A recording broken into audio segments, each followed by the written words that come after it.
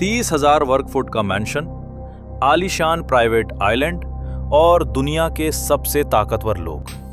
पहली नजर में ये सिर्फ रईसों की अय्याशी लगती थी, लेकिन 2026 में जारी हुई एप्स्टीन फाइल्स के 30 लाख पन्नों ने एक ऐसा सच खोला है जो उससे कहीं ज्यादा खतरनाक है। जेफरी एप्स्टीन सिर्फ एक क्रिमिनल नहीं था, वो एक कॉम्प्रोमैट फैक्ट्री चला रहा था।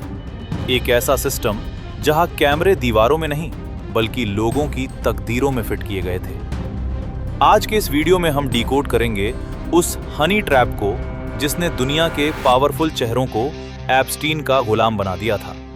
लेकिन इस गहराई में उतरने से पहले अगर आपने हमारा पिछला वीडियो नहीं देखा है, जहां हमने 2026 की फाइल्स के उन 150 वीआईपी नामों और सिन आइलैंड के बेसिक स्ट्रक्चर को डिकोड किया था, तो उसे अभी ऊपर दिए गए आई बटन पर क्लिक करके जरूर देखें।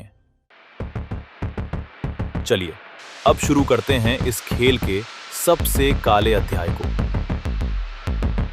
एफबीआई की हालिया रिपोर्ट्स और 2026 के अनसील्ड डॉक्यूमेंट्स बताते हैं कि एप्स्टीन के घरों में सिक्योरिटी के नाम पर दुनिया का सबसे एडवांस सर्विलांस सिस्टम लगा था।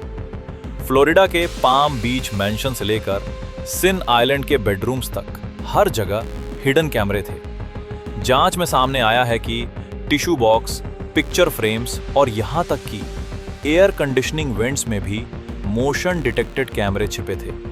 लेकिन सवाल यह है कि क्या यह सिर्फ सुरक्षा के लिए था? जवाब है नहीं। डेटा ब्रोकर्स की रिपोर्ट्स के मुताबिक इन लोकेशंस पर आने वाले 160 से ज्यादा वीआईपी मेहमानों के डिजिटल फुटप्रिंट्स ट्रैक किए जा रहे थे। यह सिर्फ एक घर नहीं, एक डिजिटल जाल था। एप्स्टीन के पास पैसा कहां से आया, ये आज भी एक रहस्य है। लेकिन 2026 की फाइल्स एक नई थियरी की ओर इशारा करती हैं, ब्लैकमेल कैपिटलिज्म। अमेरिका के पूर्व कॉमर्स सेक्रेटरी ने हाल ही में एक इंटरव्यू में कहा कि एप्स्टीन शायद दुनिया का सबसे बड़ा ब्लैकमेलर था। उसका असली बिजनेस पैसा कमाना नहीं बल्कि लेवरेज यानी रसूख इकट्ठा करना था।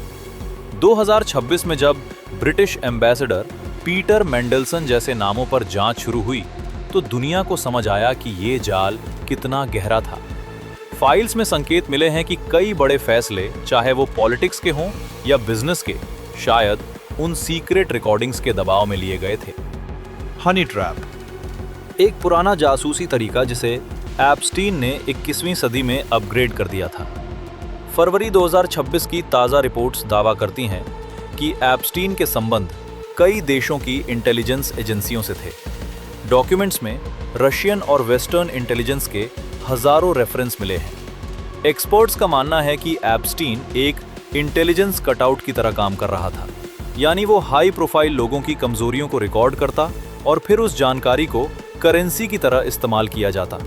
यही वजह है कि 2008 में इतने बड़े गुनाहों के बाद भी उसे सिर्फ 13 महीने की मामूली सजा मिली और उसे ऑफिस जाने की अनुमति भी दी गई। क्या वो डील उन सीक्रेट वीडियो के बदले में हुई थी? 2026 की फाइल्स यही इशारा करती हैं। 2026 में एप्स्टीन फाइल्स ट्रांसपेरेंसी एक्ट के आने के बाद अब सच की परतें धीरे धीरे हट रही हैं। प्रिंस एंड्रयू से लेकर कई यूरोपीय दिग्गजों तक डोमिनोज इफेक्ट शुरू हो चुका है।